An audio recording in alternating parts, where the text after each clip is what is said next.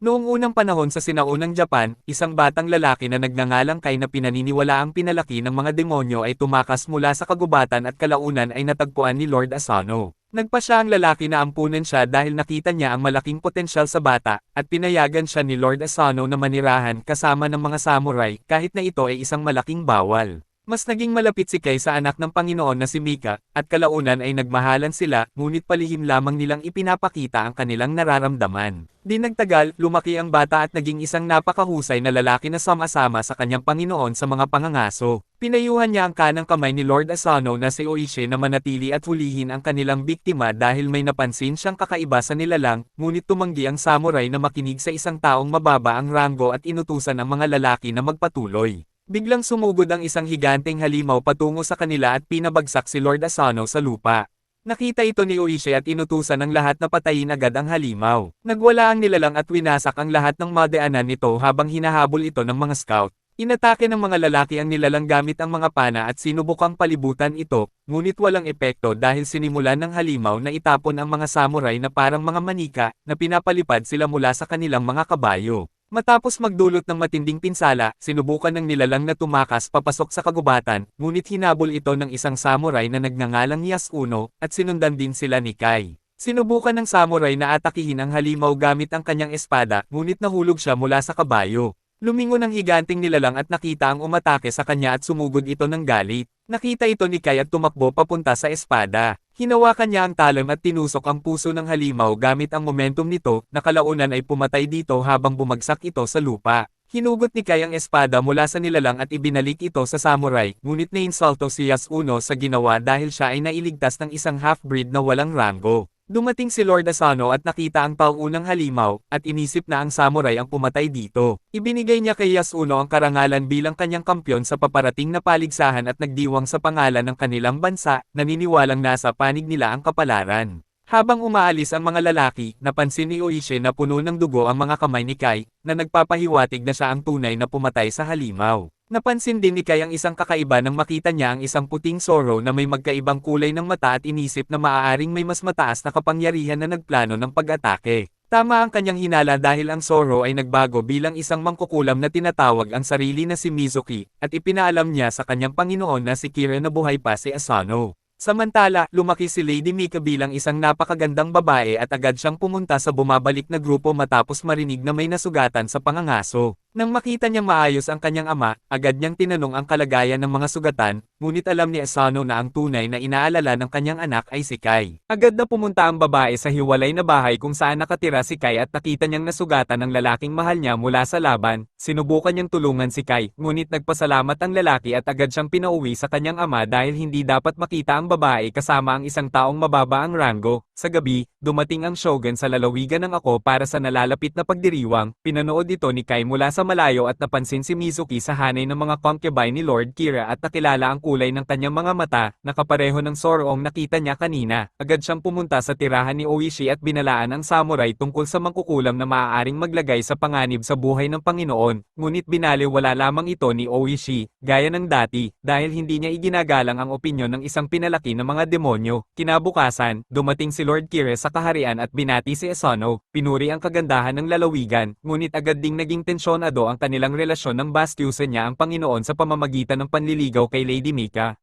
Umupo sila at pinanood ang paligsahan habang inilabas ni Kira ang kanyang kampyon para sa laban. Ang malaking mandirigma ay naglakad papunta sa arena at nangingibabaw sa lahat habang humahanga ang mga manonood sa kanyang laki. Kasabay nito, nakita ni Yasuno ang mangkukulam sa anyong hayop at nabiktima ng kanyang mahika. Tumakbo si Kai papunta sa samurai at napagtanto na hindi na ito makakalaban. Upang iligtas ang dangal ni Lord Asano, sinuot ni Kai ang baluti ng samurai at tinakpan ng kanyang mukha upang palitan si Yasuno sa paligsahan. Pagkatapos yumuko ang dalawang mandirigma sa mga Panginoon, hinugot nila ang kanilang mga espada at naghanda para sa laban. Inatake ng higanteng samurai si Kai ng sunod-sunod na hagod at itinulak siya paatras gamit ang napakalakas na puwersa. Nagpatuloy ang laban at nagawa ni Kai na tamaan ang kalaban ng ilang beses, ngunit kalaunan ay nabasag ang kanyang katana sa baluti ng higanti at natulak siya palabas ng arena, nawala ng helmet at nabunyag ang kanyang tunay na pagkatao. Pinahinto ng shogun ang laban at lumapit sa arena, at nakita na si Kai ay isang half-breed na hindi isang samurai. Agad niyang iniutos na patayin ang lalaki, ngunit sumugod si Mika upang protektahan ang kanyang minamahal habang nakiusap si Lord Asano na iligtas ang kanyang buhay. Umalis ang pinuno ng galit at ang mga samurai mula sa ako ay napilitang haburin ang baluti ni Kai at paulit-ulit siyang binugbog dahil sa pagkapahiya ng kanilang Panginoon hanggang mawalan siya ng malay.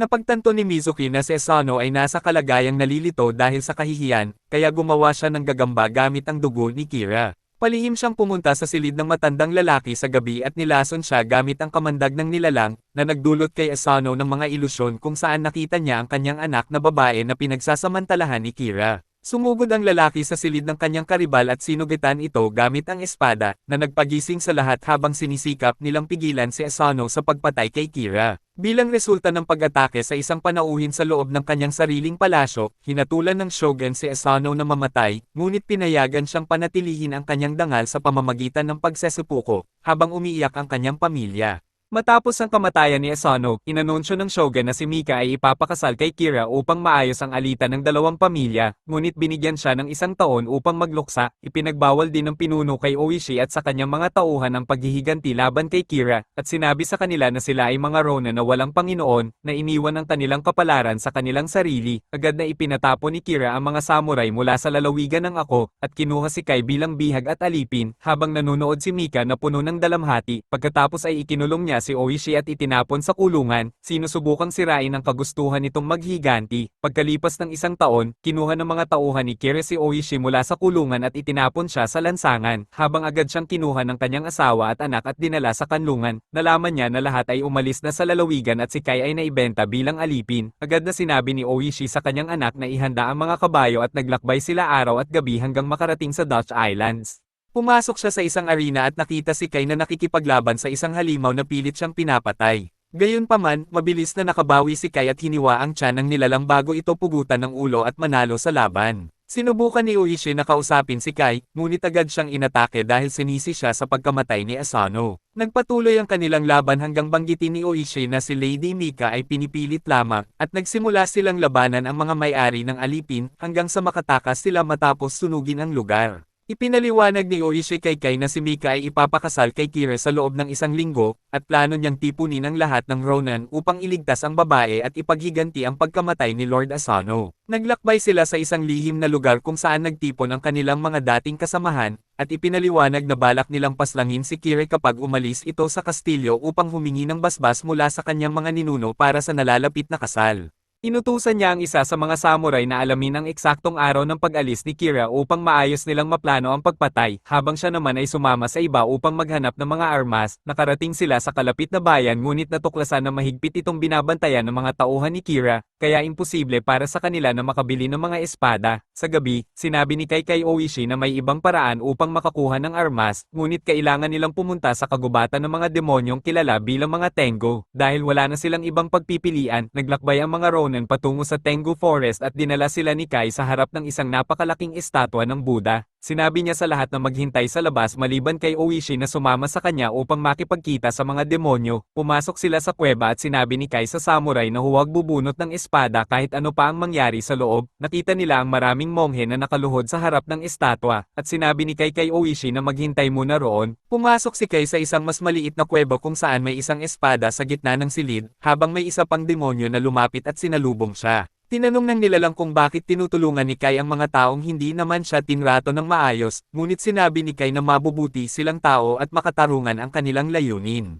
Sinubukan ng demonyo na panghinaan siya ng loob, sinasabing wala siyang mapapala sa mundo at hindi niya makakasama si Mika sa buhay na ito, ngunit tinanggap ito ni Kai at nangakong hahanapin siya sa susunod na buhay. Dahil sa kanyang determinasyon, sinabi ng demonyo na kunin niya ang espada kung kaya niya. Lumipad silang dalawa patungo sa talim gamit ang mahika, ngunit nauna si Kai at nakuha ang katana. Samantala, lumingon si Oishi at nakita na pumasok ang kanyang mga tauhan sa templo laban sa kanyang utos. Hinugot ni Yasuno ang espada nang makita ang mga demonyo, at sinimulan silang patayin ng mga nilalang gamit ang mahika. Nakita ito ni Oishi at muntik nang bumunot ng espada, ngunit naalala niya ang sinabi ni Kai at napigilan ang sarili.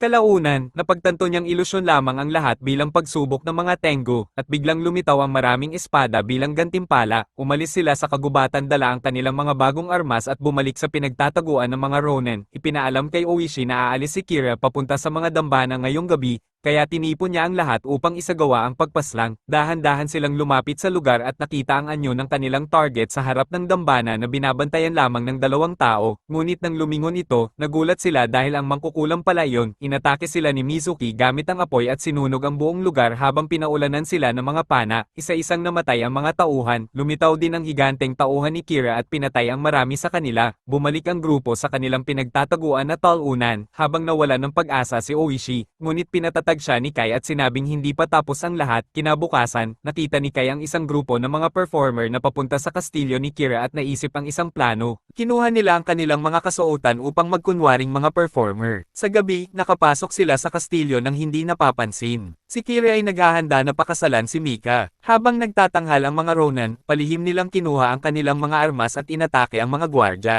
Sinubukan ni Oishi na patayin si Kira ngunit napigilan ng pana. Nagkagulo ang lahat habang tumitaka si Kira kasama si Mika. Lumaban ang mga Ronin sa mga sundalo habang hinabol ni Kai at Oishi si Kira. Nakataka si Mika at tumakbo, at nagtagpo sila ni Kai at nagyakapan. Ngunit biglang dumating si Mizuki at nagbago bilang isang napakalaking dragon. Nakipaglaban si Kai sa nilalang habang pinagtatanggol si Mika. Samantala, natagpuan ni Oishi si Kira at pinatay ito gamit ang parehong patalim na ginamit ni Asano, at pinugutan siya ng ulo. Sa huli, napatay ni Kai ang dragon sa pamamagitan ng pagtusok sa ulo nito, at bumalik si Mizuki sa anyo ng tao bago mamatay. Nagbalik ang mga Ronin at pinarangalan si Asano. Ngunit hinatulan silang lahat ng shogun na mamatay sa pamamagitan ng supuko dahil sa kanilang ginawa, kahit pinayagan silang mamatay ng may dangal. Habang naghahanda si Kai at ang iba, umiiyak si Mika, alam niyang hindi na niya makikita ang kanyang minamahal. Nakatayo siya sa tulay at inalala ang pangako ni Kai na hahanapin siya sa susunod na buhay.